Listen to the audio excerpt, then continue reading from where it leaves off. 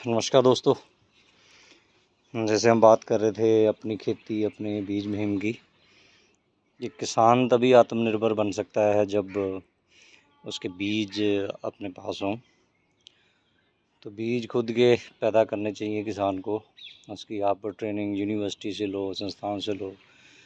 तो अन्नदाता soil and seed सेवर्स Bengaluru के सहयोग से हमने पंजाब में भी एक सीड फार्म और जल्दी ही सीड बैंक इस्टेब्लिश कर देंगे। सीड फार्म इस्टेब्लिश हो चुका है, अभी और बढ़िया होएगा। काफ़ी सारे किसान ट्रेनिंग भी ले चुके हैं। तो बीज जो होता है, जैसे अभी ये बैंगन के पौधे हैं, इन पे फ्लावरिंग आ गई है, तो एक पौधे से 20-25% तक जो फल लगेगा वो बीज के लिए रखेंगे। सारे फल जो है वो बीज के लिए नहीं रखने होते हैं। तो ये एक प्रोटोकॉल है, तरीका है कि अच्छे क्वालिटी के बीज रखने का। तो बाकी का जो है वो खाने में इस्तेमाल आएगा। जो बीज पैदा करने के लिए रखने हैं वो कुछ फल रखने हैं। तो अगर खाने के लिए फसल लेनी है तो आप ज़्यादा भी रख सकते हो। तो लेकिन इसको काफ़ी लंबा टाइम लगता है बीज को पकने में।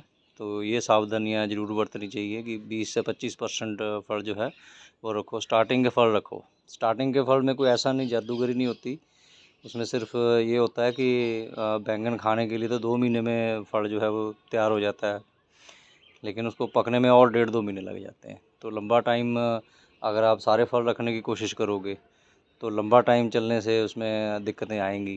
तो पौधे पे जो है वो बोझ बढ़ेगा, फिर वो फ्रूट एंड शूट बोर्डर को बुलाएगा, फिर किसान परेशान होगा कि मेरा जो है कीड़ा जो है नुकसान कर रहा है। तो इन बातों का ध्यान रखना है। तो ट्रेनिंग में यही सारी बातें जो हैं बताई जाती हैं। तो अभी जो हमने खाने के लिए रखे हैं, तो आमतौर पे किसानों के मन में वहम है कि पैदावार जो है कम होती है देसी बीजों की या कुदरती खेती में। तो पैदावार सब्जियों में ख़ास तौर पे बढ़ाने का एक बहुत बढ़िया तरीका जो है कि आपके खेत में या बगीची में लगाया है तो उसमें आप ऐसे पौधे ज़रूर लगाएं जिसमें बहुत ज़्यादा फूल हो।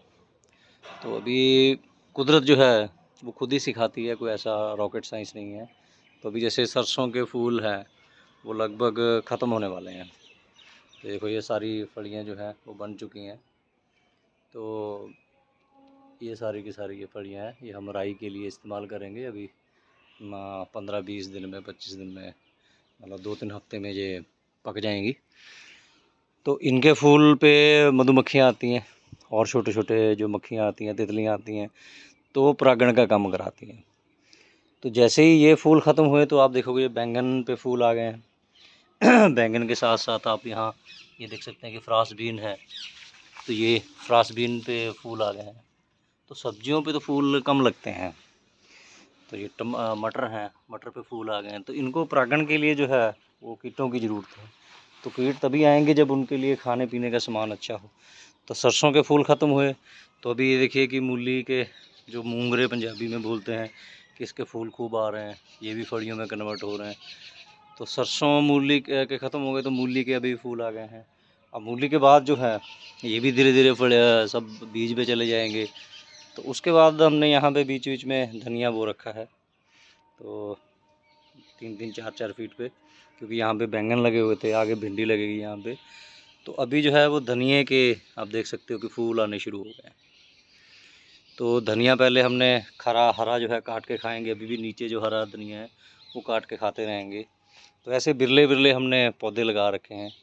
तो अब धनिया के जो बीज हैं ये लगभग 1-1.5 महीना बड़े आराम से चलेंगे, कम से कम 1 महीना। तो हमने अलग अलग स्टेज पे इसको पौधों को काटा है। पूरी बगीची में जो है अलग अलग जगह पे धनिया ऐसे लगाया हुआ है। तो सरसों, उसके बाद मूली है, जाशूंगड़े लगा रखे हैं, उनके जो फूल ख़त्म हो गए और साथ ही जो है आपके ये धनिया के ये जो फूल हैं वो शुरू हो जाएंगे। उसके साथ ही हमने हर कॉर्नर में ऐसे ही, जैसे यहाँ भी ये धनिया लगा रखा है और ये अभी गेंदे के फूल हैं, तो इसमें फूल आ रहे हैं। तो मधुमक्खियों की गिनती और पोलिनेशन करवाने वाले कीटों की गिनती जो है वो पूरी रहेगी, यहाँ बढ़ती जाएगी जैसे जैसे फूल और बढ़ेंगे। ये कुदरत का एक सिस्टम है। ये आपको देखना है कि कुदरत में कौन सी चीज़ कैसे हो रही है। तो हमें जो बताया गया है, जो बार बार जो कंपनियां प्रचार करती हैं, यूनिवर्सिटियां, कि इतनी खाद डालो, ये तंबू लगा लो, पॉली हाउस, नेट हाउस, फलां ढिमका, तो उससे जो आपकी पैदावार बढ़ जाएगी। अभी नए नए चीज़ें आ रही हैं कि नैनो यूरिया डालो, जीएम फसलें लेके आ जाओ। तो जीएम फसलों में तो परागण का बड़ा मुश्किल काम है, क्योंकि इसमें मधुमक्खियाँ बहुत कम आती हैं, तो वो पैदावार कैसे बढ़ेगी। तो ये सारी चीज़ें हैं, समझनी पड़ेंगी। कुदरत खुद ब खुद बताती है, आपका खेत आपको बताता है। तो हर जो कुदरती खेती का माहिर है वो यही बात बताता है कि उन्होंने जो सीखा है, उन्होंने जो तजर्बे किए या खोज किए हैं, वो कुदरत को देख के वो किया है। और ऐसा भी कुछ नहीं है कि उसके लिए कोई रॉकेट साइंस पढ़नी है। तो ये फूल सरसों के सामने दिख रहा है कि फली पे जा रहा है, ये मूली के फूल दिख रहे हैं कि ये फली पे आ रहे हैं, या फूल जो हैं वो अब उसमें फली बनने लगी है। तो किताब में नोट कर लो, एक डायरी रख लो कि हाँ, ये सरसों का फूल आपका जो है 10 जनवरी को आना शुरू हो गया था, और ये आते आते 15 फरवरी 20 फरवरी तक जो है सारे का सारा 80% 90% फली में चला गया था। तो जैसे ही फली में जाता है तो उसको पानी अभी नहीं लगाना है। तो ये अमृत सिंह ने भी अपनी ट्रेनिंग में बताया है। तो उसके बाद आपने धनिया ऐसे छोड़ के देख लो, 2 पौधे, एक पौधा ही छोड़ के देख लो, तो उसमें आपका जो है ये धनिया जो है वो बता देगा कि आज 26 फरवरी हुई है, तो 25-26 फरवरी को धनिया पे फूल आ जाएंगे। तो धनिया से फूल आने के बाद अभी तो जैसे शुरुआत हुई है, तो 1-1.5 महीना ये चलेगा। तो उसको अगर बढ़ाना है आपको पीरियड उसका, तो आप देखिए कि इसको हमने अभी रिसेंटली काटा है, तो इस पे भी फूल आ गए हैं, आने शुरू हो गए। तो ये सारी चीज़ें हैं, उम्र और मौसम के हिसाब से आती हैं।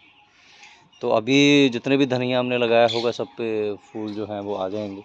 तो अब परागण जो है वो प्रॉपर तरीके से होगा, तो फूल जो हैं वो कम गिरेंगे। अब फूल गिरते हैं तो उसमें भी किसान उठा के स्प्रे करने ले जाता है। ऐसे ही हमारे जो हैं दुकानदार हैं वो उठा के कुछ भी दे देते हैं कि आप गए हो तो वो तो कुछ ना कुछ देगा ही, कि हमारे फूल गिर रहे हैं, शायद कोई प्रॉब्लम आई हो। प्रॉब्लम तो ये आई है कि वो पॉलिनेशन करवाने वाले जीव ही नहीं है वहाँ पे, उसको तो हमने भगा दिया स्प्रे कर करके। तो ये चीज़ें आपको करनी है कि अगर आपके अब भी धनिया कहीं लगा हुआ है जो आप बेच रहे हो, तो उसके पौधे बिरले करके आप लगा लो। सो धनिए में पहले तो जब फूल आएंगे तो ये दूसरी फसलें हैं। आप देखो कि कुदरत ने कैसा कॉम्बिनेशन बनाया हुआ है, कभी भी पोलिनेटर को ख़त्म नहीं होने देता है, और पोलिनेटर को बुलाने के लिए सारा सिस्टम बनाया हुआ है, सारा साल ये चलता है। तो पहले ये पैदावार बढ़ाएगा सब्जियों की, उसके बाद जो है धनिए से आपने पहले हरी कटाई ले ली, फिर इसके फूल निकल आए, पोलिनेशन हो गया, अब इसके बाद इसमें दाने बनेंगे। तो साबूदाना भी इसका बिकता है और धनिया का पाउडर भी बिकता है। लेकिन पंजाब में इसकी खेती नाम मात्र, मतलब आप पोटे पे या उंगली पे गिन सकते हो कि कितने किसान ये कर रहे हैं। तो धनिया तो पंजाब में बहुत अच्छे से होता है, इसकी खेती भी बहुत बड़े पैमाने पे नहीं की जाती। तो जो सब बात कर रहे हैं कि जो पैडी है, धान है, उसका जो झोना पंजाब में बोल देते हैं, तो चावल है उसका बदल क्या हो, उसका बदल जो है वो आपका गेहूं के बदल से निकलेगा। तो गेहूं जो है, कणक जो है, उसकी जगह आप अगर इस तरीके से धनिया की खेती करोगे तो पंजाब में ही मसाले आ जाएंगे। 80-90% मसाले पंजाब में दूसरे राज्यों से आते हैं। तो ये पंजाब जो है वो आत्मनिर्भर बन सकता है, एक्सपोर्ट कर सकता है, दूसरे राज्यों को भी दे सकता है। तो सारे मसाले नहीं हो सकते, लेकिन जो हो सकते हैं वो तो हम उगा सकते हैं। ऐसे ही सौंफ भी है, चलो मैंने नहीं लगाई है, तो जिन्होंने सौंफ लगाई है वो उसमें देख सकते हैं कि अभी किस स्टेज पे है वो। तो फसलों के साथ साथ ख़ास तौर पे जो सब्जियां हैं और जो फल हैं, बाग लगे हैं, उसके साथ साथ आपको एक फूलों का चक्कर भी बनाना है। फूलों का, या कह लीजिए कि फूल वाली जो फ्लावरिंग वाली फसलें हैं जिसमें बहुत मधुमक्खियाँ आती हैं, उसका आपको एक फसली चक्कर बनाना है। आपको गेंदे का बनाना है, आपको ऐसे पेड़ लगाने हैं खेत में। तो अन्नदाना की ट्रेनिंग में बताया जाता है कि आपको खूब ऐसे पेड़ लगाने हैं जिसमें खूब सारी जो है फ्लावरिंग होती है। तो फ्लावरिंग अगर होगी तो उस पर मधुमक्खियाँ आएंगी, मधुमक्खियाँ आएंगी तो वो सब्जी के फूल पे भी जाएंगी और उसकी पैदावार बढ़ाएंगी। जो वैज्ञानिकों से मैंने सुना है, जो पढ़ा है, कि अगर अच्छी गिनती में मधुमक्खियाँ हों तो पैदावार जो है नॉर्मल से 30 से 35% जो है वो एक्स्ट्रा हो जाती है। तो भाई 1.25 गुना तो सिर्फ आपके फूल के बूटे लगाने से हो जाती है। तो अगर आप हर 50-60 फीट पे खेत में सब्जियों में लगा दें, मेरी तो ये छोटी सी बगीची है, तो मैंने 8-10 इसमें जो है गेंदे के लगा रखे हैं। ऐसे ही मैंने ये जगह जगह पे जो धनिया लगा रखा है, तो इसको हम उखाड़ेंगे नहीं, नीचे से जो ब्रांच निकलती रहेगी उसको जो है खाते रहेंगे। हरा धनिया भी उतना ख़त्म नहीं होगा, फिर फूल आएंगे, इसमें से दाने बन जाएंगे, तो हमारा 2-3 महीने का धनिया यहीं से निकल जाता है। इसी का धनिया पाउडर हम बना लेते हैं। तो ये किसान की कमाई का साधन है और कमाई बढ़ाने का भी साधन है। तो इस साल जो है आपका निकल गया, तो अगले साल की आप प्लानिंग कीजिए कि आप धनिया लगाइए। तो धनिया के बाद जो है धनिया कट जाएगा आपका अप्रैल एंड मई में, तो उसके बाद जो है हरी खाद बीजिए। हरी खाद बीजने के बाद आप मक्की लगाइए, उसमें हल्दी लगाइए, या फिर आप मूंगफली वगैरह लगा सकते हैं, तिल लगा सकते हैं। तो अगर पैडी लेना है, चावल लेना है, बासमती है, वो भी लगा सकते हैं। तो ऐसे क्रॉपिंग साइकिल बनाइए कि अगर आपको धनिया से अच्छी कमाई हो रही है तो आम रेट पे भी, बाज़ार रेट पे भी खुद बेच लोगे तो कमाई जो है वो बड़े आराम से बाज़ार के मुकाबले आपके 50-60% बढ़ जाएगी। और कुदरती खेती में करते हो तो और बढ़ जाएगी। तो इसको सिर्फ काटना ही है धनिया को, थोड़ी खाद स्टार्ट में डाल दो तो ये खूब जो है वो पैदावार देता है। तो फिर आपको 15-20 दिन बाद दिखाएंगे कि क्या इसका इम्पैक्ट आता है। तो अभी यहाँ पे फूल आए हैं और नेक्स्ट टाइम तो इस पे भी मक्खियाँ जो हैं वो आनी शुरू हो जाएंगी। तो आप ट्राई कीजिए, अपने खेत में निगाह रखिए कौन सी फसल पे कब फूल आते हैं और कौन से फूल ऐसे होते हैं जिसमें भयंकर, मतलब पौधे ऐसे, फसलें ऐसी होती हैं, भयंकर फूल लगते हैं और उसमें मक्खियाँ आती हैं। तो मक्खियाँ देखने के लिए आपको कोई लेंस नहीं चाहिए, कोई दूरबीन नहीं चाहिए, कोई आपको स्पेशल नॉलेज नहीं चाहिए, सबको दिखता है। तितलियाँ सबको दिखती हैं, मक्खियाँ सबको दिखती हैं, सिर्फ खेत में आपको ऑब्ज़र्व करना है। तो जिनके पास धनिया है वो ज़रूर बताइए जी कि उनका क्या अभी स्टेज है। धन्यवाद।